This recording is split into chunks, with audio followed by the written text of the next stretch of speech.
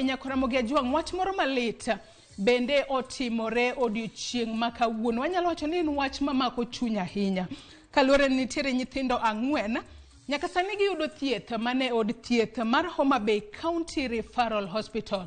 To giyudo thieth nang'o? Nyithindo 4 go yudo thieth tok ka wuongi nochuogi gi pala kaluore kod gwandruok mag udi. Ma en wach malit ahinya kaluore ni gwandruok ponono ne nitiere ot kacha, to kinde ka kinde iwacho ni ponono ka nitiere jogo madhaw to ng'ama chielo ema hinyore. Nyithindo 4 gi ema koro yudo hinyruok to ka wuongi nochuogi gi pala kaluore kod gwandruok mag udi. Parni e thuolo ni wasebedo kata jogo makedo ne ratich oganda osebedo kod ndalo 16 mag kwedo ponono gwandruok manyalo bedo e udi kacha kata gwandruok manyalo bedo e kit chwech mopogore. Mane momiyo weche makamagi osebed ka ikwedo matamra gi nono. Parni wach makamae otimore e kaunti ma Homa Bay. En wach malit ahinya kendo jafwambo marwa mayudore e kaunti ma Homa Bay kono mano Alia Beach biro luno machiegni wach makama mar mondo mi onyiswa ni tenang'o motimore. Wuoro makamano manyaka sani osehinyo